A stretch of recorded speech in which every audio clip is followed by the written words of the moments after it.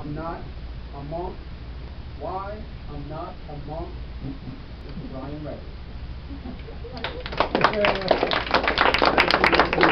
Contestant, fellow Toastmasters, and welcome guests.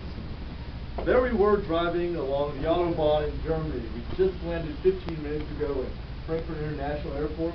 My mom and I were traveling. We're going to be here for 2 years. We're going along. And all of a sudden, smoke starts building out of the engine. If we get broke down, we have to go back to the place where we rented the car and to get another car. But we kept going, but we learned pretty quickly that for this trip, we're going to have to take things in stride and take it as it comes and make the most of every situation we were in. My favorite thing about traveling is you learn so much about the person you're with, you learn about yourself, and you get some cool stories to tell along the way. Well, inspired the car incident from other things that happened, we made it along the romantic road through Bavaria, across Switzerland, the beautiful mountains.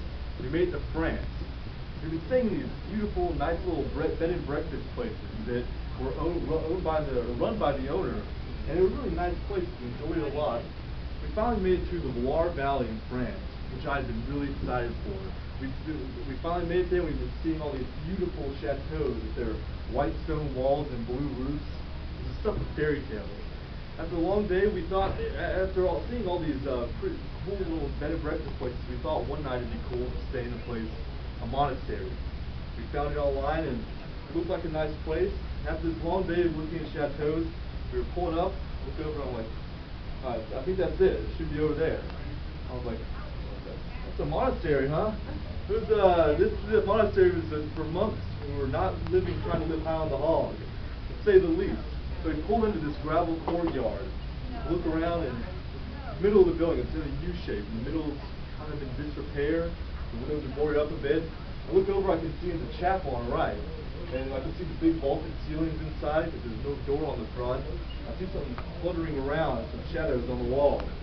I get out, and there's some chickens running around, and little pigs over up to the side, and a farmyard dog sitting there just looking nonchalant, doesn't even notice us. We start to walk over to where the entrance is, and out walks Pierre. Here, this guy has cargo shorts on and a tattered shirt. Says, "Oh, hello, you must be the Registes." Like, "Oh, hey, we're the registers. It's good to see you." We saw the Griswolds out there. My mom and I start talking to him. He tells us about the history of this monastery, how it's been in his family for hundreds of years. Finally, he takes us inside. My mom is just in heaven. She's like, "Oh, look at these beautiful, huge beams on the ceiling. Oh, it's all freshly remodeled. It's a few months old." And then Pierre takes us up to the living area. When I was thinking of a monastery, right, I'm thinking, okay, there's going to be a big hallway with lots of rooms and lots of people staying with us. Not so. There were 2 rooms renovated in this monastery. So the wheels start spinning. I'm like, "So, Pierre, who else is staying with us tonight? Have they arrived yet?" Pierre's like, "Oh, no, you're the only guest staying here tonight." What? So you're telling me my mom and I are staying in this monastery in the middle of nowhere with Pierre? Every horror movie I've ever seen starts running through my head. I'm like, "Oh my god, this is an axe murder? Am I going to have to fight off vampires?" But I maintain my cool in the moment. Like, all right, well, so we haven't eaten dinner yet, so we go to the closest town, which is 6 miles away, by the way. And going and getting dinner doesn't make me feel any better, because we get there, and it's vacation season in this town. This old medieval town. Half the windows are boarded up, the doors are most of the businesses are closed down.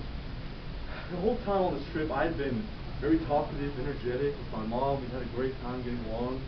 But my mom, can't hide it from her. She notices a marked difference in my attitude. I'm sitting there like, just kind of quiet, not talking much. She's like, "You're really scared of this, aren't you? You're really afraid of just staying in this monastery tonight." I'm like, "No, it's crazy. What are you talking about? It's going to be fine. But if you don't want to stay there, we can go somewhere else." No, we're staying there. Everything's going to be okay. So we get back to the monastery, pull in, after this trek to the old medieval town. Get there, Pierre's car is gone. We pull in, and there's another car in its place, a little old Volkswagen hatchback. The door opens, and out comes an older gentleman and older lady. They introduce themselves as Pierre's parents. We get to talk to them. They're the nicest people in the world. They even visited Pensacola, where we're from. like only a Frenchman could. The father makes fun of the Pensacola, the redneck Riviera, and it gets us really comfortable, really excited, tells us a little bit more about the history of the place. So we've had a long day. I've had a little bit of an emotional roller coaster. Walk up to our living quarters, area where we're staying. I conk out like that. And I'm sleeping good. About 3 o'clock, I hear something.